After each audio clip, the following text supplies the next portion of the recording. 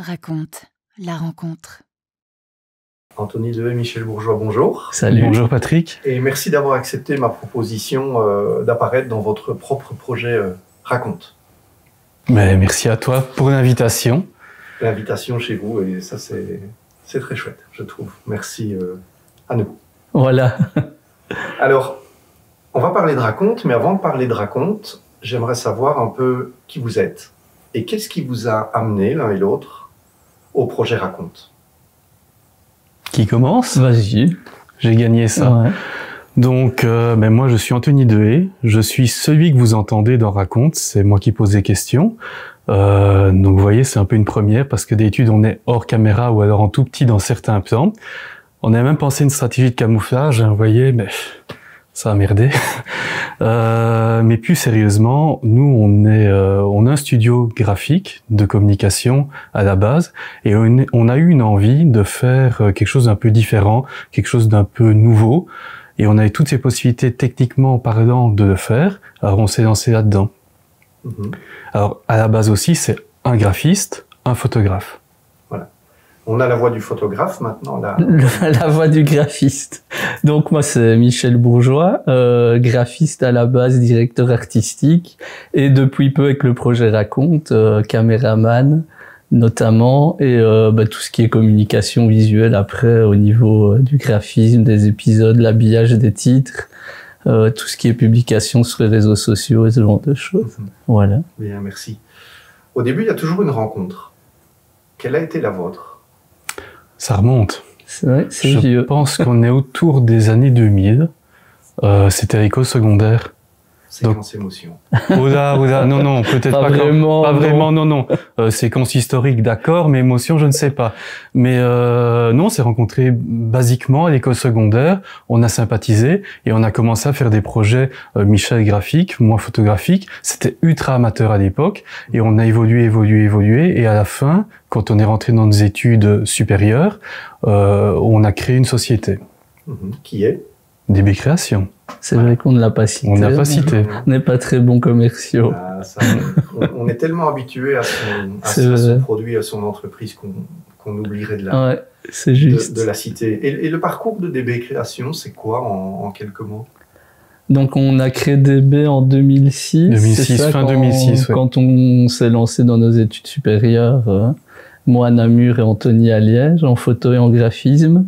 Et donc on a eu d'abord quelques premiers clients, pour commencer, mais c'était des commerçants locaux, des petites entreprises. C'était assez accessoire. C'était très local. Et donc on mixait ça avec nos études respectives, donc c'était parfois un peu rock'n'roll. Et à l'époque, c'était quand même très rare d'avoir des étudiants entrepreneurs, ce qui maintenant est quand même vachement plus courant et même plus encouragé, je pense, par les enseignants. Mais nous, c'était quand même assez extraterrestre, on va dire. Très atypique à l'époque. Voilà. On a l'impression qu'on dit ça, qu'on part du 19e siècle, mais non, c'était bien les années 2000. C'était dans les années 2000, effectivement. Et donc on a progressé durant nos études. Et puis quand on a eu terminé en 2009, on avait suffisamment de travail que pour se dire on se lance à temps plein dans la société. Donc voilà, depuis 2006 et jusqu'à 2025, bientôt 20 ans du coup. Oui. Et DB Création se situe où et s'adresse à quel public cible? Alors, ça se situe en Belgique, en Ardennes, près de Libramont, mais la localisation géographique n'a jamais été très importante pour nous. On n'a jamais voulu avoir un ancrage local particulièrement. On a toujours vu ça, la francophonie, c'est bon. Donc c'est large. En règle générale, on travaille tout ce qui est Wallonie, Bruxelles, le Grand-Duché du Luxembourg et jusque Paris. Voilà. Surtout à l'heure actuelle, avec les outils qu'on a pour bosser. Ça n'a pas de sens de dire qu'on va s'ancrer dans une région. On est au départ mais on va là où on nous appelle. Ouais. On n'est pas limitatif par rapport à ça. Ok. Et si vous deviez retenir une ou deux missions, évidemment pas poser des noms de clients, mais une ou deux missions dont vous êtes vraiment fier avec DB Création, ce serait quoi? Voilà une bonne question. C'est toujours une question qui emmerde le plus les gens en général pour en poser de temps en temps. Moi, je dirais que c'est plus des missions type qu'une mission particulière dans mon cas. Donc, c'est plus des missions qui tournent autour du branding, donc de l'identité visuelle, que ce soit de la création où tu pars d'une page blanche et tu dois tout concevoir, ou d'un rebranding quand une personne veut relooker son entreprise, mais qu'on ne s'arrête pas uniquement à la création du logo, mais qu'on peut aller même beaucoup plus loin, créer l'identité visuelle, que ce soit sur les, on va dire, les supports physiques attendus, mais où on peut imaginer aussi des choses totalement, je vais dire, nouvelles et créatives en plus, et donc vraiment sortir du côté écran papier, et où on peut créer d'autres choses en plus. C'est le genre de mission, ça, qui me botte. Oui, voilà. Et pour clairement. toi, Anthony ? J'ai envie de dire que le métier de photographe a beaucoup d'avantages, c'est d'aller partout, avec n'importe qui, à tout moment. Donc tu rencontres des gens dans des milieux sociaux très différents, que ça soit dans des entreprises ou dans le cadre d'actualité, et tu vois un peu le côté quiz des choses. Et d'une manière générale, c'est ça qui est super important, parce que c'est un peu striptease tous les jours, si tu vois. Bon, oui.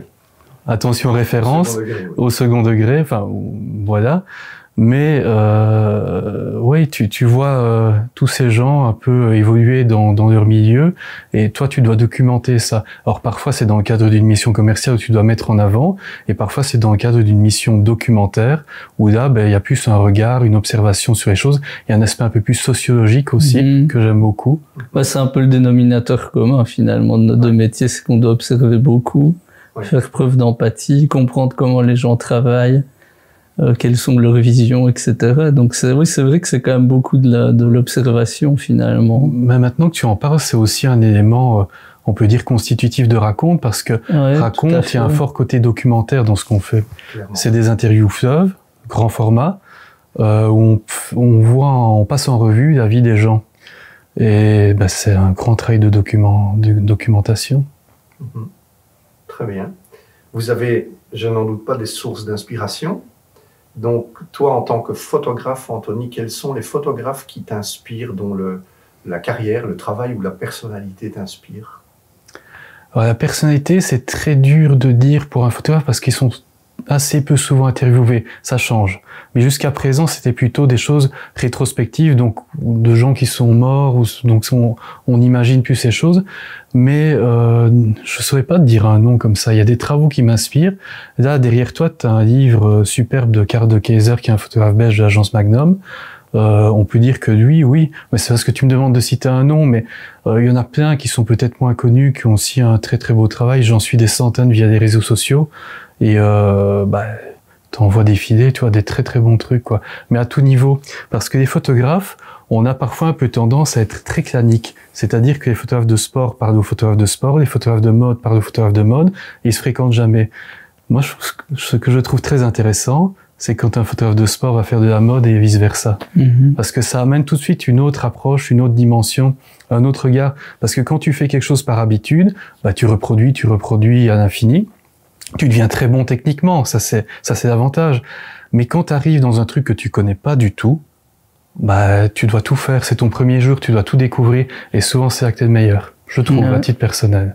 C'est aussi pour ça qu'avec Raconte, finalement, on n'a pas voulu rentrer dans un secteur en particulier, donc on aurait pu faire un podcast sport ou thématique. Voilà, une thématique. Ici, on s'ouvre vraiment à tout, parce que justement, on veut arriver avec un regard neuf et un peu innocent finalement, par rapport aux interlocuteurs et interlocutrices qu'on a en face de nous. Très bien. Voilà. Toi, Michel, tes sources d'inspiration? Écoute, c'est un peu comme Anthony en fait, sauf que moi c'est plus par période. Donc j'ai des périodes où je vais suivre un bureau, une autre période où ça va être un graphiste. Et maintenant, si tu veux un nom pour le moment, c'est l'atelier Saint-Lazare à Paris, que je suis beaucoup. Là, c'est je pense que c'est un duo aussi, d'une architecte d'intérieur et d'un graphiste directeur artistique. Et donc, ils travaillent sur des projets vraiment globaux où c'est à la fois l'identité visuelle et puis après l'aménagement, si c'est un hôtel par exemple, où ils vont travailler sur le look stylistique des chambres, les objets qu'ils vont placer dedans, etc. Et ils ont lancé il y a, je pense, 2-3 ans, toute une gamme de mobilier et d'objets de papeterie, etc. qu'ils ont créé sur mesure pour eux. Donc ils ont lancé leur marque. Pour le moment, c'est eux qui m'inspirent. C'est très bien. Une très belle source d'inspiration. J'irai voir. Tu en parles en donnant l'envie. Super. Mais voilà pour l'épisode DB Création. Raconte, où chaque format donne vie à une histoire. et ce qui nous amène ici aujourd'hui, c'est-à-dire Raconte. Donc un jour, il y a une petite étincelle, et je ne sais pas chez qui des deux, où est le carburant, où est le comburant, mais il y a une petite étincelle qui se produit, et il y a l'envie de créer Raconte. Ouais. Ça se passe comment? Je pense que ça vient plus de toi à la base. Hein. En fait, pour contextualiser, ça fait un peu plus de 10 ans que je fais de la photo de presse pour des médias en Belgique francophone, au Luxembourg et parfois en France. Donc il y a une petite expérience du monde médiatique qui s'est fait au fur et à mesure. Donc j'y allais en tant que photographe, et je dis bien uniquement en tant que photographe, mais j'assistais à des interviews dans des milieux très différents. Et donc tu as une culture qui se fait, tu comprends comment le monde médiatique fonctionne de l'intérieur. Après, il y a eu différentes choses qui se sont passées sur le chemin, et on s'est dit un jour, mais finalement, il y a des autres qui le font. Je pourrais te citer des exemples, mais on s'est dit, pourquoi pas en faire un nous-mêmes. On a la technique, on sait faire des mises en page, on sait faire des images, photos, vidéos. L'audio, c'est venu après par rapport à ça, donc il y a un développement de nouveaux skills, etc. Mais pourquoi pas le faire? On a tout ce qu'il faut. Et on a surtout l'envie, on est curieux, tu vois, ça nous excite un petit peu.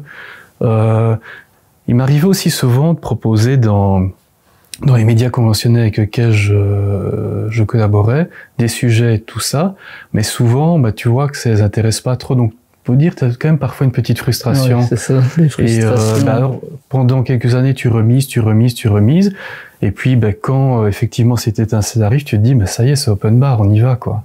Raconte, le média game changer, multiples thématiques.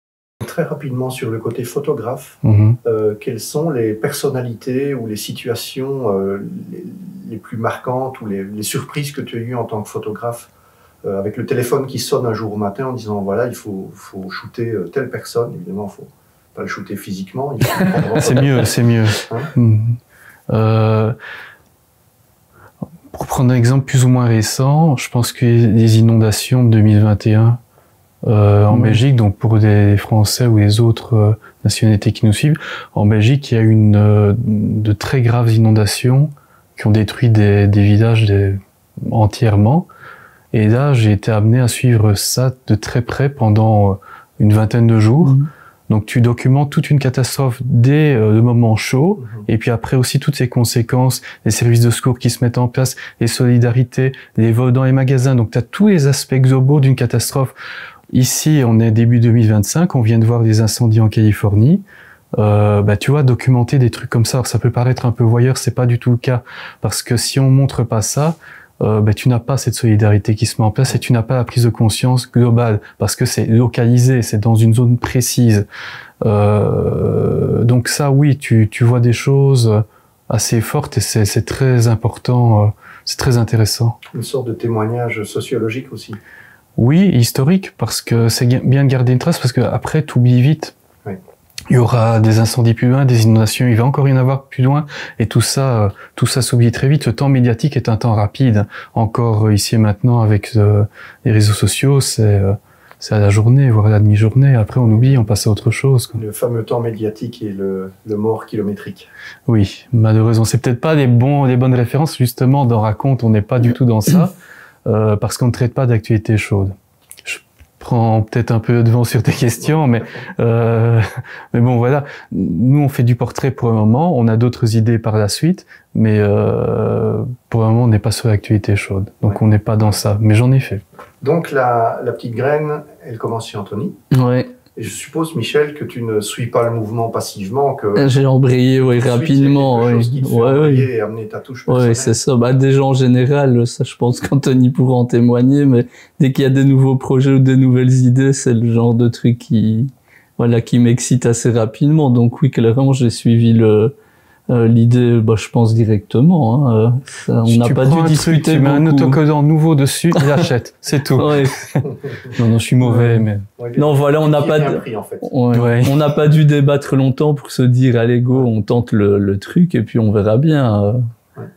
J'ai envie de dire, on n'avait pas de toute façon grand chose à perdre par rapport, financièrement, etc. On avait quand même déjà pas mal de matos, et donc, en fait, comme dit Anthony, on avait tout pour le faire. On pourrait même dire par rapport à ça, j'espère que c'est pas une autre de tes questions que je vais saboter, mais s'il avait fallu faire plus tôt, moi je pense qu'on a raté une fenêtre, honnêtement. Je pense que si on avait fait ça autour de 2017-2016, on serait bien. Ah oui. Là maintenant, il y a 3 nouveaux podcasts par jour. Et alors ils durent pas, il y en a qui sont vraiment très très bien cotés, mais il y a énormément de flux. C'est un peu un truc post-Covid qui est apparu comme ça. Il y a de la concurrence. Il y a beaucoup de concurrence et tout le monde en fait. Alors, il y en a des très très bons, il y en a des très mauvais, il y a de tout. Donc il faut trouver son chemin. Mais si on avait fait ça beaucoup plus tôt, alors qu'on avait la technique, on avait tous les matériaux pour le faire, mais c'est bête, mais on n'y a pas pensé. On n'a pas eu l'idée, Alors, on se c'est mettait ça. dans une position d'aller proposer des sujets à des autres plutôt que de les faire pour nous. Donc ça, c'est vraiment un truc... allez, machine à voyager dans le temps, 2016, 2017. Ouais. Je sais pas pourquoi, j'ai identifié ça comme la bonne année. Ça ne sert à rien, mais autant le dire. Voilà, on ne refait pas le passé, on a juste la possibilité de travailler à partir d'aujourd'hui, mais effectivement, 2017, oui. Mais qu'est-ce qu'il vous manquait alors en 2017 pour que l'étincelle n'ait pas lieu à ce moment-là, puisque C'est une vous me bonne dites, question. on avait tout, mais si on a tout et que ça se produit pas, c'est pas qu'on a tout en fait, c'est qu'on a tout sauf un petit Il élément manquait un qui truc. parfois Ouais. est l'inspiration, ou peut-être votre agenda était Ouais. saturé d'autres choses. Moi, je pense que c'est une question de posture. Oui. Parce qu'on est habitué à proposer, donc nous, comme on expliquait, on a des clients, ils nous commandent quelque chose, on le On a fait, des missions, parfois on propose ouais. des choses, mais dans ce contexte-là, soit t'es photographe, tu vas faire un reportage au bout du monde et t'essayes de vendre à des agences, soit des magazines. C'est un marché qui est mort. Là, on peut dire, il est en état de mort cérébrale. Tu peux faire un reportage, il va te coûter 3 fois le prix que tu vas le vendre, au minimum. Donc, c'est pas un bon plan. Donc, on est toujours dans ce truc, oui, on y va pas, etc. C'est compliqué. Et là, au lieu de se mettre dans une posture, allez, on va faire un truc super pour espérer le vendre à quelqu'un, bah non, on va se mettre en position d'être notre propre client. Oui. Et pour moi, c'est une question de posture. Mhm. J'entends bien et je trouve que c'est très très pertinent. Mm. On parle beaucoup de blog, de vlog, on parle de podcast, on parle de médias. Et en fait, Raconte se positionne en tant que transmédia. Mhm. Est-ce que Ouais. vous pouvez Bien sûr. définir l'ADN Alors, de ce côté transmédia qui fait la différence? oui, ben, on parlait de podcast. Raconte, c'est pas un podcast. Ce n'est pas qu'un podcast. Il y a un podcast, Ouais. mais il y a Entre aussi, autres, c'est un podcast. entre autres, mais il y a aussi de la vidéo, et d'ailleurs maintenant les podcasts appellent à devenir vidéo aussi. Il y a de la photo, ça c'est très rare, et à terme on voudrait développer un MOOC. Okay. Donc un beau livre illustré qui serait imprimé 1-2 fois par an. Une déclinaison des interviews qu'on aura données durant l'année écoulée. Où là Michel pourrait se faire plaisir en termes de mise en page. Voilà, et on pourrait même imaginer aller réinterviewer certaines personnes qui seraient déjà passées sur Raconte pour avoir un peu de nouveauté, pas simplement avoir une retranscription de ce qui a déjà été fait, quoi. Ouais. Un outil en plus, un format en plus, une façon de consommer, parce qu'on consomme l'actualité, parfois c'est mal vu de le dire, mais c'est un produit de consommation comme un autre, malheureusement. On le consomme dans des temps différents. Tu vois, quand on a fait les panels tests au tout début, quand on a tourné un premier épisode, on a envoyé à quelques personnes, et certains ont dit, moi, Raconte, j'ai commencé à le regarder en mangeant sur mon temps de midi au bureau, puis après j'ai continué juste en audio en travaillant. Ou alors après, j'ai été dans les transports, j'ai continué en audio. Nous, ça nous va. C'est un truc hybride, fluide, parce que c'est vrai que c'est du long format. C'est entre 40 minutes et 1h40 pour le moment dans nos interviews, donc c'est très très long. Et tu peux le reprendre à plusieurs moments, c'est séquencé, donc ça a été construit comme ça, pour qu'il y ait plus d'accessibilité pour les gens qui vont découvrir, on espère nombreux et nombreuses. Excellente idée. Et pour peut-être revenir sur l'aspect vidéo, là où Anthony disait qu'effectivement maintenant beaucoup de podcasts ont aussi un format vidéo, souvent ces podcasts-là en fait entre guillemets se contentent d'avoir une caméra fixe qui retranscrit l'épisode, où là nous on essaye, et j'espère que ça se voit dans ce qu'on produit. Dites-nous en commentaire. Voilà, on essaye de soigner la direction artistique et d'apporter vraiment on va dire une couche supplémentaire pour les personnes qui vont nous regarder sur YouTube. Il y a une expérience en plus que si tu l'écoutes uniquement en podcast, quoi. Je peux en tout cas confirmer tout le soin que vous avez mis à à préparer à trouver aujourd'hui. la bonne lumière, à Ouais, chasser c'est les vrai. ombres, à peaufiner le son et à ce que le setup de la scène soit Ouais. le plus lisse et le plus beau possible. Ça, je peux en témoigner. C'est gentil. Raconte à un certain périmètre. Donc, Anthony, tu en as déjà un peu parlé, donc c'est pas l'actualité chaude, mais quel est le périmètre de Raconte, en fait? Tu veux dire éditorial? Oui. Ou géographique? Plutôt éditorial. Éditorial. Éditorial d'abord, géographique ensuite. Alors, éditorial, il est ultra large parce qu'on a des gens de tous horizons, de toute opinion. Je dirais qu'il se dessine tous les jours, finalement. Oui, il est évolutif mobile, aussi. quoi. Il y a quelques trucs qu'on a dit qu'on ne ferait pas. On s'est dit on va pas aller vers de la politique ou alors des anciens politiques. Ça nous intéresse, mais des politiques qui sont encore en mandat ou en campagne, ça nous intéresse moins parce que c'est d'autres discours, c'est une autre façon de faire, c'est un autre métier. Donc il y a déjà des gens qui le font très bien, donc on va les laisser faire. Mais non, c'est ultra large et c'est ça que les gens aiment bien en général. C'est qu'on peut avoir un jour une activiste, puis après on a un chef d'entreprise, donc c'est des gens très différents dans leur âge, dans leur position sociale, dans leurs idées. Mais il y a une curiosité. Hein. Et aussi, voilà, des aussi anonymes qui ont des parcours inspirants, qui ont connu, voilà, qui ont une vie un peu mouvementée, qui ont des choses à raconter, qui peuvent apporter des choses à ceux et celles qui nous écoutent. Enfin, clairement, ça peut vraiment nous intéresser. Oui, oui, sans que on aille vers la confession intime. Exactement. La limite est là. Exactement. Ayant vu tous les épisodes, c'est ce que je ressens. Ouais. On dit intimiste, mais pas indiscret. Oui, voilà. C'est une très belle formulation. Très bien pour le périmètre. Géographique? Là, pour le moment, c'est Bruxelles, Luxembourg, Paris. Un triangle, oui. Un beau triangle d'or. Oui. On reste dans la francophonie. Oui. Oui, on n'est pas très fort dans d'autres langues. On peut avouer. Il y aura pas un raconte en anglais demain, bon, ce sera pas nous qui le ferons, mais pourquoi pas un jour. Note qu'avec YouTube maintenant et les IA génératives, on va aller vers ça aussi. Donc, mais là, on n'est pas maître de ça. Donc voilà. Et j'en viens à la question suivante, qui est justement l'IA dans tout cela. Est-ce que vous l'utilisez? Comment est-ce que vous l'utilisez? Est-ce que vous la craignez? Est-ce que vous trouvez que c'est un support, un soutien? Moi, comment vous la voyez? Je pense pas déjà qu'il faut la craindre. Il faut plus l'apprendre comme un outil supplémentaire, une aide supplémentaire, parce que même pour donc la partie DB, pour en revenir au studio, moi c'est quelque chose que j'utilise maintenant, je m'en rends compte quotidiennement, pratiquement, que ce soit pour du texte ou même pour des visuels, hein, parce que c'est vraiment, enfin, tu vois que ça évolue tous les jours à une vitesse phénoménale, et donc c'était un bon outil. Moi, je pense qu'il faut pas le craindre. Raconte la forme avec le fond. Et toi, Anthony? Alors, par rapport à Raconte, on l'utilise, c'est vrai, mais pas pour la création du contenu. Donc le contenu, on fait quand même nos recherches à l'ancienne manuellement. Oui, c'est sûr. Et les questions ne sont pas générées par IA, parce que souvent, quand on est en interview, j'ai une trame de questions, mais j'en pose la moitié, le reste c'est rebondir sur ce que l'invité dit, parce qu'il tend une perche et hop, on travaille comme ça, et généralement, les invités apprécient énormément ça. Maintenant, on s'en sert pour plutôt de la relecture, de la correction et des choses comme ça. Donc des aspects très pratiques des choses. On a fait une fois ou deux le test de faire des questions nous-mêmes pour une personne qui a une notoriété.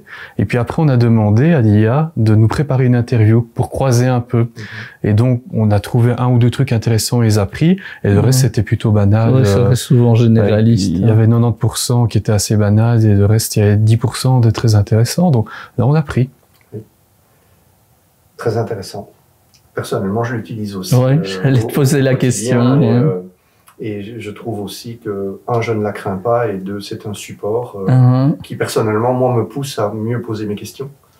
Et une bonne question amène à une meilleure réponse, à une meilleure réflexion. Donc, je vous rejoins là-dessus. En dehors des outils technologiques, Raconte s'inscrit aussi dans un contexte qui est culturel et sociologique, à une époque où certains diront on ne peut plus rien dire. Donc, comment est-ce que vous vous positionnez vis-à-vis de MeToo, du wokisme, de toutes ces limites supposées ou qu'on s'impose C'est une très bonne question. En termes de censure ou d'autocensure, quelles sont Quel est le cadre, même s'il est tacite, implicite, que vous avez posé sur Raconte? Alors, quand on a développé la ligne éditoriale, au tout début, on a fait une présentation où on a un peu listé tout ce qu'on voulait faire, ne pas faire, comment on allait le faire. Donc, on a mis tout ça sur papier au tout début, dans la phase de création de Raconte qui était au printemps 2024. Et puis après, on est passé en production. On s'est dit qu'on allait voir les choses de manière très très large. On va pas chercher le buzz, le trash, le gore et tous ces trucs-là. Le clash à tout prix, ça, il y en a beaucoup qui le font et je pense qu'ils le font très très bien. Donc on va leur laisser cette partie-là. Maintenant, on n'est pas militant, on n'est pas politique, on n'a pas de croyance particulière. Donc, de prime abord, tout le monde est le bienvenu. Il y aurait peut-être quelques cas extrêmes qu'on va pas chercher, mais là on est plus dans le monde politique et comme on l'a dit précédemment, on ne fait pas d'interview au sens politique de politicien. Oui. On peut avoir une discussion politique et c'est très intéressant et qui est même parfois qui peut être clivante, qui peut être très différente, qui peut être très engageante, mais ça restera le propos de la personne et pas le nôtre. Nous, on n'est pas là pour confronter des choses, on n'est pas dans un média de débat, on est là pour que la personne se présente, comment est-elle arrivée là, pourquoi, et tout est tenant et aboutissant. Et parfois, c'est très politique. L'épisode avec José Bové, dans Raconte, en témoigne bien, je trouve, où on voit l'homme qui se trouve derrière la carrière politique que tous les anciens connaissent, en fait, avec l'incendie du McDo, enfin tout. Il a démonté, il n'a pas brûlé. Il a démonté, voilà. Fact-checking. Voilà, bien. Le démontage du McDo et le côté militant, les manifs, etc. Et effectivement, on ne rentre pas dans le plaidoyer politique, on rentre dans l'homme, ses convictions, etc. Ouais, et puis même nous, quand on prépare nos questions, on n'a jamais de questions pièges. Enfin, on veut que la personne qui se trouve en face de nous s'y sente à l'aise. Et, on lui dit toujours, de toute façon, c'est pas du tout, on n'est pas là pour te piéger. Tu nous racontes ce que tu veux, on est là, enfin, on écoute et on prend. Mais par rapport à ça, on met aussi une grande attention à ne pas être lisse. Parce qu'il y a beaucoup de médias ils reçoivent quelqu'un, souvent dans des médias un peu économiques ou quoi, c'est très dans le sens du poids, là, c'est vraiment bien ce que vous faites. Ah oui, oh, quelle réussite. C'était aussi une de tes frustrations, de ce que tu as pu voir dans ton boulot de photographe.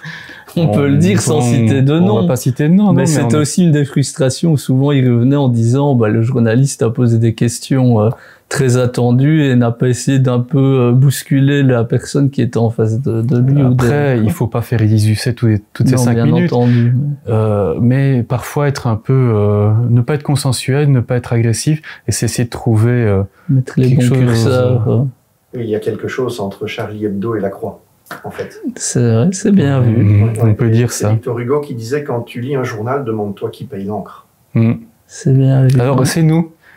C'est pas encore imprimé, mais c'est nous. Donc, le ici, voilà, vous regardez cette caméra-là. Donc, vous avez les 2 couillons qui payent tout ça. C'est nous. Merci. Parce qu'il y a un modèle économique derrière Raconte. Quel est-il? Alors, le modèle économique, ça, actuellement, c'est l'aventure, Monsieur Kodo.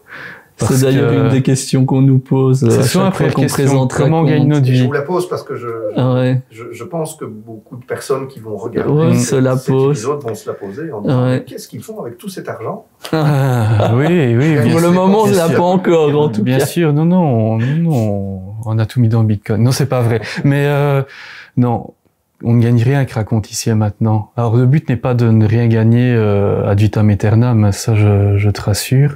Mais on doit danser un truc de zéro. Donc zéro. Donc vraiment, on crée une page Instagram, enfin un compte Instagram, zéro. Donc il faut vraiment commencer avec rien.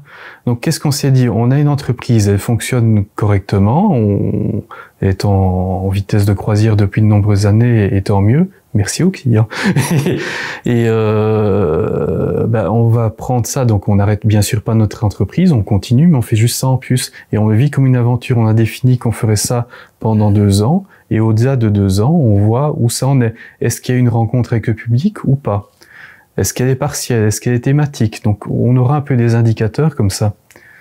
Et de là, d'être agile, hein. On pourra aussi voir comment développer plus l'aspect économique des choses, évidemment. Oui, et puis il y a toutes les rencontres, il y a tout le capital humain. Oui, ça c'est immatériel, clairement. Oui, ça c'est sûr. Les rencontres On en a déjà fait des belles. Le financer et vous l'offrir, et vous faire ce cadeau de financer Raconte et le partager au public, il y a déjà quelque chose de très précieux en fait. Après, pour revenir à ce qu'on disait précédemment sur la partie technique, il faut savoir que vu qu'on maîtrise tout à deux, donc on prend notre temps, alors c'est du temps dans lequel on ne travaille pas à autre chose, et un travail rémunéré, j'entends, mais on fait ça sur des autres heures, etc. Et puis on a appris beaucoup de nouvelles choses aussi, parce que qui profitent à DB finalement, parce que du montage vidéo on en faisait certes un peu, mais là on a quand même vachement bien évolué. Tout ce qui est animation, caméraman, j'avais jamais filmé avant, donc j'ai vraiment appris sur le coup comme ça. Voilà, toi pareil pour les interviews. J'ai jamais fait d'interview, moi c'était pas. Je regarde la caméra, je n'ai aucune formation journaliste. Merci. Et la gestion des réseaux sociaux aussi, c'est quelque chose qu'on n'a jamais proposé avec DB. Et tu te rends compte quand même que gérer des pages Instagram, YouTube, Facebook, c'est un métier. C'est énorme. Oui, donc, Raconte est aussi un loisir actif pour vous. En fait. Oui, c'est ça, et un laboratoire aussi, je dirais. Complètement. Parce qu'on découvre des choses, et puis il y a des choses qui changent, des choses qui évoluent, puis on rencontre une autre personne qui nous apprend quelque chose en plus. Donc, c'est une aventure, un laboratoire d'aventure. Et puis les rencontres des invités, c'est super enrichissant. Clairement, on essaye de le partager avec ceux et celles qui nous écoutent, mais même pour nous, à titre personnel, c'est super enrichissant. Raconte, où chaque format donne vie à une histoire. Avant que le premier épisode de Raconte sorte, je suppose, je fais plus que supposer parce que je suis dans la confidence. C'est un peu. Il y a eu toute une période de travail en sous-marin avant le coming out de Raconte, parce que ça a vraiment été un coming out en fait. Ouais. Et est-ce que vous pouvez nous en dire plus là-dessus, parce que combien d'interviews il y avait déjà en boîte, qu'est-ce qui a été mis en place avant, pendant combien de temps est-ce que vous avez travaillé le projet sans le manifester à l'extérieur? On a commencé quand, en février? On a commencé en février 2024 à tourner le premier épisode, et ça on a quelques anecdotes qu'on peut dire après. Et la diffusion a commencé le 12 septembre 2024. Premier épisode avec Félix Radu. Entre-temps, on a dû en tourner 7 ou 8, ou une petite dizaine. Et puis on a préparé, on a réfléchi à la ligne éditoriale, on a travaillé sur l'identité visuelle, on a travaillé sur quelques supports de communication, le site internet, on a fait un dossier PDF, puis on a travaillé aussi beaucoup avec toi, il faut le dire, tu étais un peu dans le secret.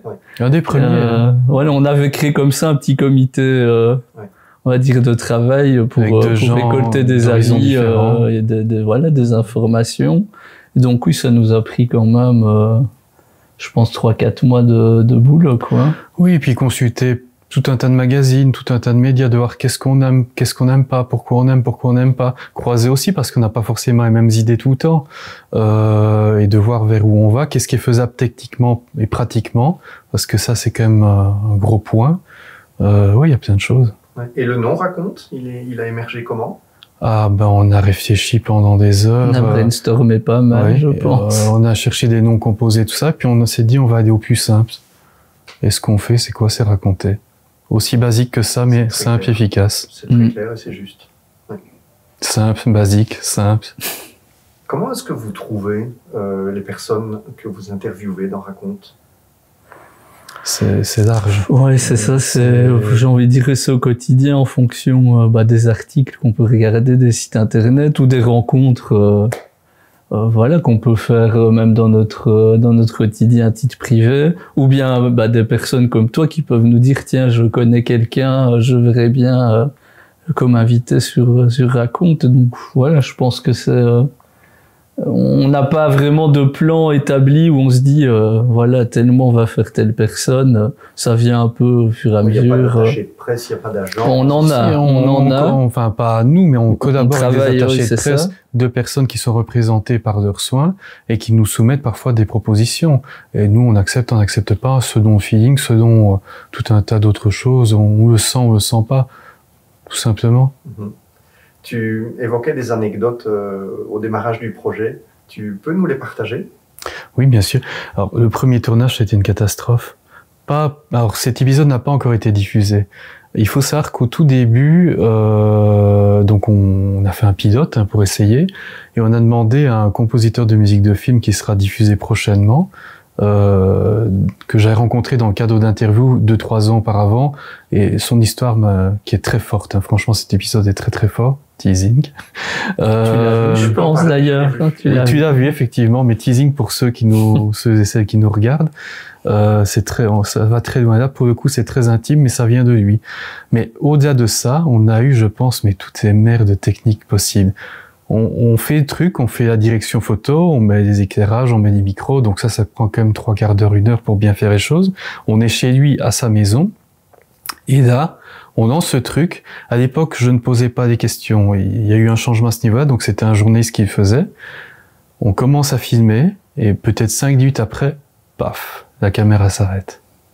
Enfin, une des caméras, parce qu'on filme en 2 caméras, mais oui, que se passe-t-il? Ça n'était jamais arrivé. Je filme depuis 15 ans, j'ai jamais eu de problème. Elle surchauffe, elle va pas. On n'a jamais compris. On relance plusieurs fois et chaque fois on refait. Donc après, elle a planté plusieurs fois. Après au montage, je ne te dis pas le bordel, mais là c'est pas le pire. Ça ne s'arrête pas là. Je rentre, on exporte les rushs, ils arrivent, ils sont déformés.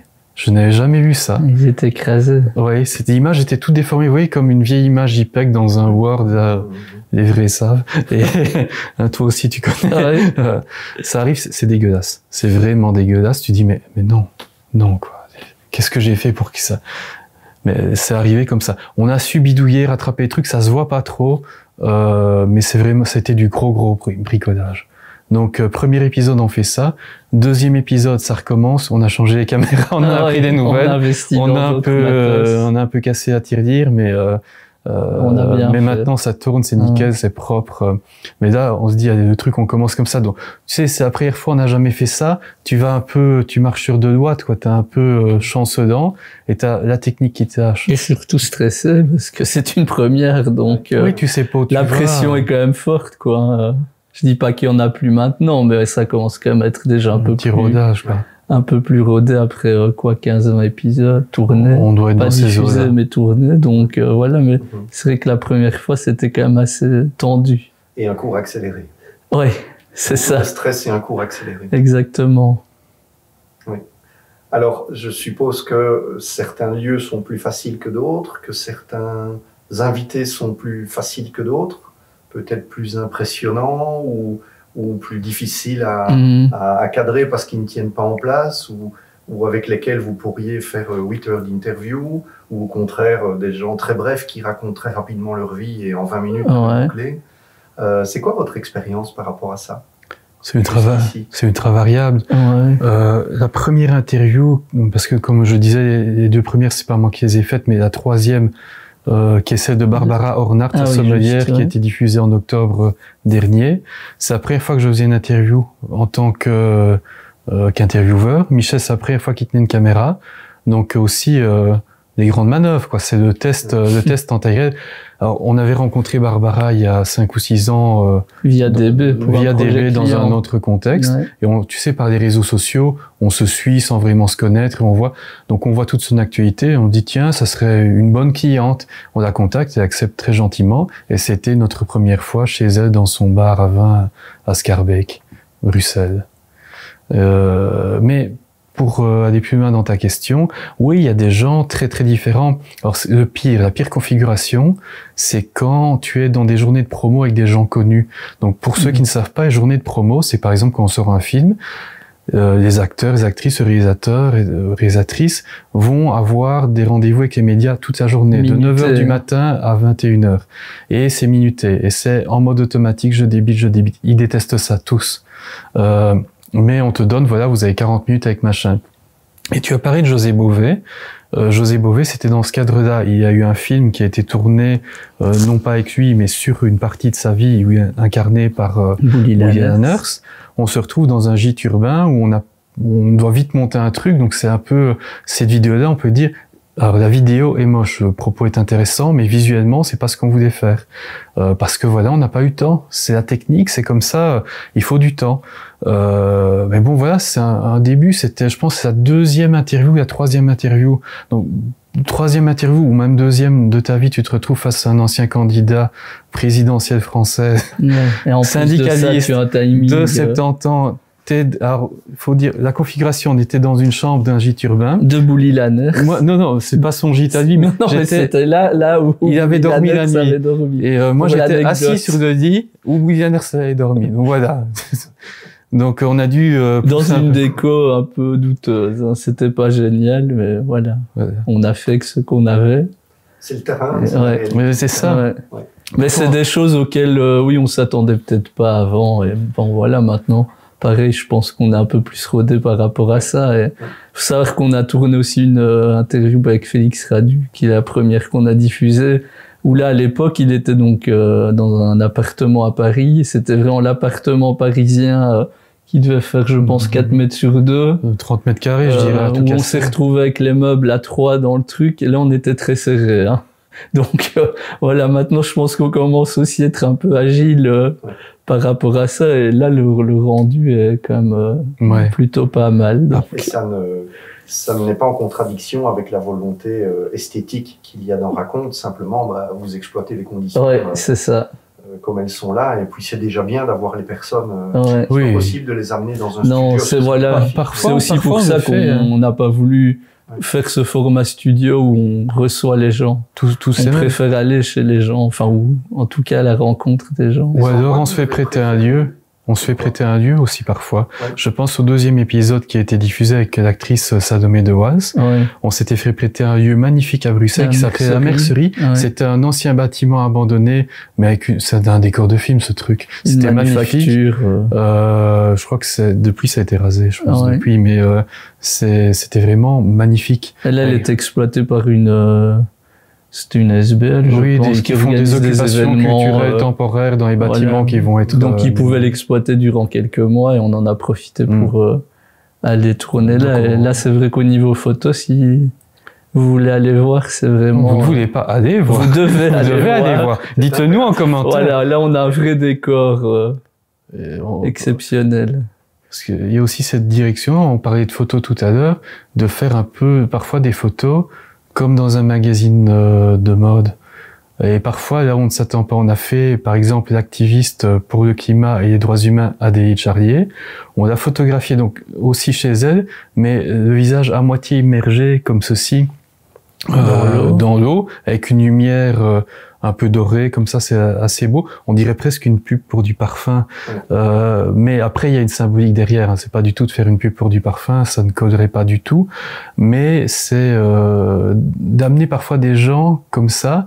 On ne s'attend pas à ce qu'ils posent d'une certaine façon. Alors, c'est pas pour leur dire quoi. C'est juste qu'on essaie d'avoir un angle un peu différent et d'avoir une approche artistique plus forte, plus poussée que dans un média traditionnel. Et je suppose que certains jouent plus le jeu que Bien d'autres. sûr. Ouais, Il y a des fois qui sont un peu effrayés, mais écoute, on a fait certains qui n'ont pas le temps aussi. Oui. Voilà, il y a aussi la réalité temporelle. Mais, encore une fois, le but n'est pas de mettre mal à l'aise les gens, c'est juste qu'on a une idée. Voilà, on part dans un trip. Après, c'est jamais méchant, mais visuellement, ça en jette. On a fait hier un tournage avec quelqu'un qui va être diffusé prochainement. Le type s'est mis dans une espèce de tonneau en plastique, mais ça colle tout à fait. Et il est au milieu presque d'une déchetterie. C'est super beau, Ouais. hein, mais c'est improbable. Mais dit comme ça, les gens se demandent mais ils sont fous ces types. Mais non, Ouais. non, ça donne vraiment bien. Bah, d'ailleurs, la photo d'Adélaïde Charlier, pour en revenir à ça, on n'a pas diffusé les photos backstage, mais je pense qu'on va le faire. Oui. Parce que la photo, au final, est très esthétique. Il faut savoir qu'on a fait ça sur la table de sa salle à manger. Dans une grande Où soucoupe elle a de le jardin. visage dans une soucoupe en plastique avec de l'eau froide. Non, non, Et elle était tiède. Elle Non, était non, tiède. on est correct quand même. Mais le décor backstage, enfin, je trouve peut être intéressant pour comparer le résultat final avec ce qui finalement en vrai C'est se pas- passe autour. C'est pas super glamour, mais c'est très très Voilà. intéressant. Et ça prouve aussi la capacité à la personne interviewée de jouer le jeu et de rentrer Ouais. dans À fond, le projet. c'est vrai. Très, très chouette et très intéressant. Et je pense que ça plaira beaucoup au public de Raconte. Mm. Qu'est-ce que vous aimeriez qu'on dise de Raconte ou qu'on définisse Raconte dans 15 ou 20 ans? Quand on sera mort, quoi. J'espère Euh, que non, ouais. Chouette que vous soyez toujours en train de comprendre ce qui se dit à ce Non, moment-là. non, non. C'est une bonne question. Pense, alors on ne sait pas jusqu'où ça peut porter. Peut-être que ça va juste être un pétard mouillé, qu'il y aura 100 personnes qui l'auront vu, et puis voilà. Et ça s'arrêtera comme ça. Il y a déjà une audience bien supérieure. Oui, mais bon, on est encore loin d'autres audiences, d'autres personnes qui font la même chose. Enfin, la même chose, qui font quelque chose de similaire. Je pense que jusqu'à présent, ce qu'on nous dit, c'est le contenu. L'approche qui est totalement différente. Encore une fois, on n'est pas vraiment du métier, c'est peut-être pour ça. L'esthétique et le choix des invités dans leur pluralisme. Ouais. Et je pense que si tu as ces quelques mots-clés-là qui ressortent, ben on aura réussi en grande partie notre mission. Et je dirais aussi l'apprentissage. Ouais. Parce que moi, j'ai souvent des gens qui m'en parlent dans mon entourage et qui me disent « Tiens, j'ai vu Félix Radu, je vais le montrer à mon fils qui est aux études et qui voilà, rencontre peut-être un peu les mêmes difficultés que Félix a connues à l'époque. Et ça pourrait l'aider à débloquer certaines choses. Et ça, je trouve que c'est hyper enrichissant. Ouais, c'est très enrichissant. Est-ce que vous avez des rêves, en fait, de personnes à interviewer? Parce que c'est le moment de lancer un appel. Non, mais ça, c'est la question qu'on pose toujours en dernier, si tu as bien suivi. Ouais. Et c'est la question sur la plupart des gens calent, parce que, ou des fois, me proposent des gens morts. Bon, ça, c'est un peu plus ennuyeux. On pourrait le faire avec l'IA, mais ça n'a pas beaucoup de sens dans le cadre du projet. Non. Écoute, moi, j'ai envie de dire, ça dépend des secteurs, ça dépend. Le spectre est large, donc on peut vraiment recevoir beaucoup de gens à des moments différents de leur vie et de leur carrière, parce que ça, c'est aussi un truc. On a des gens qui sont en début de carrière, des gens qui sont connus dans leur milieu, mais qui sont pas connus du grand public, on a des gens connus du grand public, mais qui ne sont pas connus sous cette forme-là. Donc, c'est super large et c'est super fluide, et ça, c'est génial, quoi. Maintenant, te donner un nom comme ça, je sais pas, j'ai pas un rêve, je ne rêve pas, je me lève pas tous les matins en me disant, lui ou elle, je voudrais tellement, non. Non, c'est vraiment, je sais pas, toi, Non, mais peut-être pour faire le lien avec une autre question que tu poses souvent, c'est quelle serait la BO de ta vie, qui est souvent aussi une question un peu déconcertante auquel les invités ne sont pas préparés. Beaucoup, effectivement. Donc ça, moi, j'y ai un peu réfléchi parce qu'à mon avis, tu allais y venir. Ah, donc tu fais des questions, des réponses. Je permets. Après tout, en Corée du Nord, là, ça y est. Mais c'est parce que c'est en lien avec la personne, non pas que je rêverais d'avoir, mais que je trouve intéressant d'interviewer, c'est Philippe Catherine. Ah oui. Parce que je trouve que ce mec, quand tu le vois, a l'air d'être, je pense qu'il est un peu nonchalant, mais je pense que derrière, c'est un mec qui réfléchit beaucoup, qui est hyper artistique, hyper créatif, qui doit avoir plein de choses à dire. Ouais. Et pour faire le lien avec la BO de ma vie, c'est justement une de ses chansons qui est Luxor. Ah oui. Luxor, j'adore.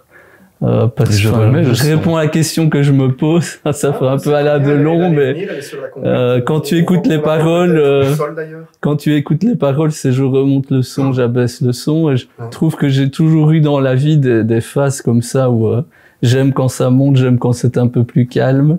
Et puis il aime observer les gens, et ça fait le lien avec ce que je disais au début de mon métier finalement, que ce soit raconte ou DB, apprendre à observer, comprendre. Et donc voilà, je trouve que ça colle. Il y a de quoi lui envoyer à toi la vidéo et puis voir. J'espère, pourquoi pas. Pourquoi pas.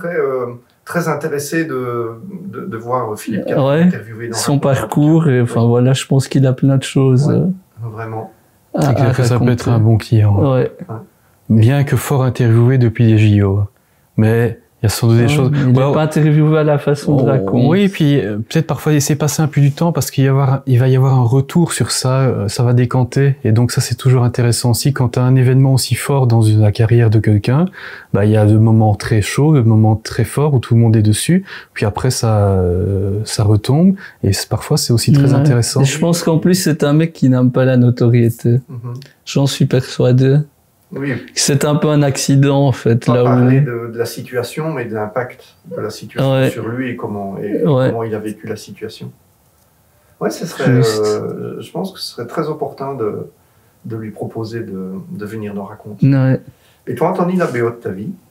Alors moi, j'y réfléchis aussi, donc je suis pas neutre vu que je pose la question souvent, donc j'y réfléchis, ça a pris du temps.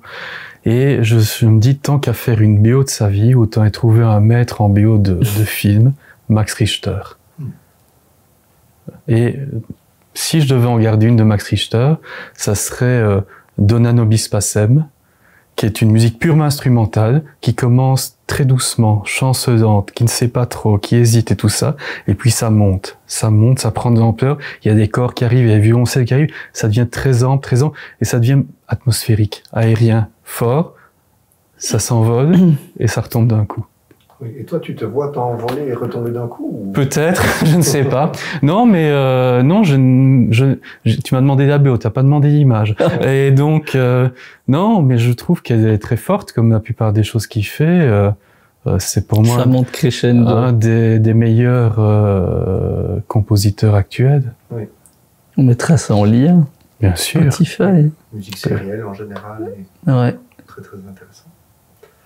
On a déjà un peu évoqué les regrets tout à l'heure. Donc le regret de ne pas avoir eu l'étincelle en 2017. Et j'aimerais qu'on explore un peu, maintenant qu'il y a quelques mois de vécu sur Raconte, qu'est-ce que vous feriez de manière identique, voire plus fort, et qu'est-ce que vous feriez autrement, quels sont les plus, les tops, et les regrets ou les flops, selon vous. En tout cas, pour ma partie, ce serait plus au niveau des réseaux sociaux. Je pense que je me renseignerais beaucoup plus sur la façon de les apprivoiser au niveau des algorithmes, parce que enfin, je pense que toi, Commande, se rendait absolument pas compte de la difficulté que c'était d'être visible sur ces plateformes-là. Ça fait un peu boomer, mais je pense que s'entourer de quelqu'un qui a sans doute plus les codes, et je pense qu'il doit être plus jeune que nous, ça nous aurait permis peut-être d'évoluer plus vite en termes de visibilité. Tous ceux qui font du branding sur les réseaux sociaux vont vous bénir, parce que voilà. C'est vrai que très souvent leur métier n'est pas compris. Et que, D'ailleurs, on a un client en commun hier qui m'a appelé pour me dire qu'il voulait se lancer sur YouTube. Je lui ai souhaité bon courage je lui ai dit que ça allait être un parcours du combattant. Et que les vidéos de chat ne suffiraient pas. Voilà, c'est ça. De toute façon, il n'y a pas de secret par rapport à ça. Il y a la durée. Les gros acteurs de YouTube sont là depuis au moins 10 ans. On a parfois un petit côté impatient. Mais alors c'est bien, c'est pas bien à la fois, parce que il y a une motivation, mais parfois c'est clairement usant, quoi. Tu fais un truc super avec du fond, de la forme. En plus, c'est quelqu'un qui le voit te disent ah c'est vraiment bien et tout, et ça retombe, ou alors ils partagent pas, ils le commentent pas, et tu dis mais j'ai mal bossé ou quoi. Il y a aussi des gens qui nous envoient un mail, il y a même des gens qui m'appellent pour dire ah j'ai adoré ça, et pourquoi tu me mets pas en commentaire, quoi. Donc s'il vous plaît, je vous le dis solennellement, abonnez-vous, commentez, partagez. We want you. Ça a marché à la Première Guerre mondiale, donc je recommence. Et c'est vrai qu'on retrouve ce phénomène-là dans tous les métiers. Vous en parlez aux clients et aux amis restaurateurs. Les gens disent « Ah, si tu mettais un couscous au menu, on le prendrait. » Et puis le jour où ils mettent le couscous au menu... Il n'y a personne. Ah, c'est génial, t'as mis le couscous au menu, tu prends quoi? Des boulets. Oui, c'est ça. Voilà. C'est ça. Ou je viendrai dans 3 semaines et puis je viens pas, quoi. Exactement. C'est vrai que c'est frustrant, mais bon, voilà. Mais après, t'as des gens des purs inconnus qui s'ajoutent, qui envoient un message, ça fait plaisir, quoi. Et parfois des gens qui ont, et d'autres journalistes même, des chercheurs, des doctorants, des gens qui ont des références, quoi. Et donc, des clients de DB aussi qui nous ont fait parfois des mails, c'est toujours super gratifiant. Très très chouette. Tes regrets à toi, Anthony? Et tes tops? Pour être très honnête, moi c'est en dents de scie, contrairement à la musique de la BO de ma vie. C'est des fois, t'es presque euphorique. Parce que c'est excitant. Le fait, tu vois, tu reçois une acceptation de quelqu'un pour faire une interview, ouais, t'y es, quoi. Tu et quand on sort d'interview aussi. Et quand on sort d'interview, oui, t'es content parce que généralement, ça se passe assez bien, donc oui, c'est très galvanisant. Puis après, tu partages le truc, il y a pas beaucoup de vues, tu dis mais merde, quoi. Enfin, qu'est-ce que j'ai mal fait? Et puis après, t'en as un autre qui décolle et puis ça remonte, donc c'est très. Ça rejoint la BO de ma vie, hein. Oui. Pas mal, hein. Oui, c'est ça. Tout à fait. De la sienne, pas de la mienne. Très 2 salles, 2 ambiances. Ouais, c'est ça. Ah, pour aller écouter les 2 musiques, c'est sûr que c'est 2 salles, 2 ambiances, mais c'est ça qui est bien. Ouais. D'ailleurs, je vous invite une fois à venir avec nous en interview et voir Anthony avant une interview et après. Ce sont aussi 2 salles, 2 ambiances. Et prendre ces paramètres. Je pense. Il faudrait peut-être un médecin avec. Un staff médical. Voilà. Donc si vous êtes médecin, mettez-le en commentaire. Rejoignez-nous, on ne vous payera pas. Non. Voilà. Et Raconte s'intègre bien dans votre quotidien? Quotidien privé ou professionnel Quotidien professionnel? Oui, parce que moi je pense que je fais principalement ça, donc tout ce qui est vignettes de réseaux sociaux, ce genre de choses à mes heures perdues. Donc c'est pas c'est pas un truc qui empiète sur la partie des bœufs en tout cas, donc c'est pas du tout un problème. Pareil. C'est juste le tournage qui prend... Voilà, oui, c'est ça. Un tournage, tu sais, c'est 2-3 heures. Hein. Donc 2-3 heures, ok, c'est beaucoup, mais à la fois c'est pas beaucoup parce que parfois on le fait le soir, parfois on le fait le week-end. Et puis on regroupe aussi parfois avec des rendez-vous clients pour des baies. Donc au final, tu sais, quand tu dois aller à Bruxelles pour un tournage, tu vas avoir un client après ou avant. Oui. Ça, en fait, ça ne change pas grand-chose à notre emploi du temps. Sur les quelques mois de recul que vous avez avec Raconte, c'est quoi la durée d'un cycle entre le premier contact avec la personne ou l'attaché de la personne et Interview. Et la diffusion, l'interview et puis la diffusion? C'est quand même très variable. C'est ultra variable parce que je te dis, une des toutes premières qu'on a tournées il y a 1 an n'est pas encore diffusée. Okay. On a tourné une hier qui sera sans doute même peut-être diffusée avant. Okay, oui. Donc il n'y a pas de rapport. Encore une fois, on n'est pas sur l'actualité chaude.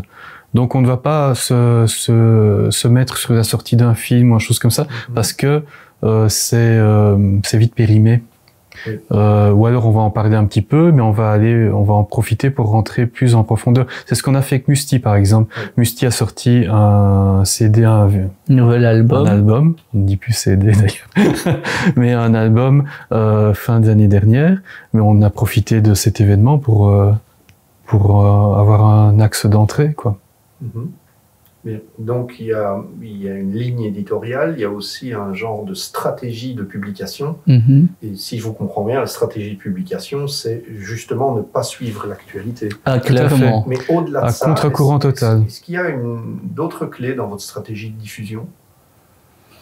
On essaie d'avoir vraiment des publics très différents, ce qui parfois peut heurter les gens qui regardent, parce que ça peut être des trucs... Les déstabiliser plutôt. Oui, déstabiliser, c'est mieux dit.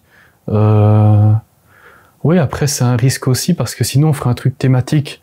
On ferait, je sais pas moi, un truc sur le jardinage ou sur le sport et là tu aurais d'office une communauté très acquise, très vite, mais c'est pas du tout ce qu'on veut faire. Nous on veut pousser la curiosité et en même temps garder un peu une trace historique. J'aime bien ce côté, à titre personnel, des vieilles interviews que tu peux aller voir sur Dina ou sur Sonuma en Belgique. Je trouve que c'est un patrimoine extraordinaire. Oui. Et si un jour Raconte peut intégrer ça, je trouve que ça serait aussi une belle réussite. Mais en tout cas, je vous le souhaite. Merci. Merci Patrick. Est-ce que vous avez un souhait à émettre pour clôturer cette interview? Que tu viennes sur Raconte. Abonnez-vous et commentez, mais... Oui, aussi. Partagez, commentez, dites, faites-vous tatouer le logo Raconte, je ne sais pas. Non, ne faites pas ça. Mais comme une communauté un peu engagée, nous on est aussi là pour recevoir des suggestions. Si les gens n'ont pas aimé quelque chose, si vous n'avez pas aimé quelque chose, dites-nous. Ouais, on est demandeurs. Si vous voulez entendre quelqu'un, dites-nous aussi, parce que l'air de rien, ça pue ça, mais on commence à connaître des gens, donc on peut vite tomber sur quelqu'un. Donc, oui, soyez partie prenante. Et soyez curieux. Ça, c'était la première. Non, cliquez, c'est vrai, parce que moi, dans mon entourage, beaucoup de gens se disent cet invité ne va pas m'intéresser, parce qu'ils ont parfois des a priori, on peut le dire, à la con. Et j'ai quand même 2-3 personnes qui ont regardé des interviews parce que je les ai, entre guillemets, obligés, et qui après me disent, mais en fait, cette personne m'a apporté ceci ou cela, je m'attendais pas à ça du tout. Je pense que les gens ont beaucoup d'a priori. Oui. Et il faut, allez-y, quoi. Adhérer au projet. Soyez curieux. Sélectionner, oui. Clairement. Bien, le message est lancé. J'espère. Merci Anthony, Michel. Merci Patrick. À très vite. Raconte, s'écoute, se lit et se regarde.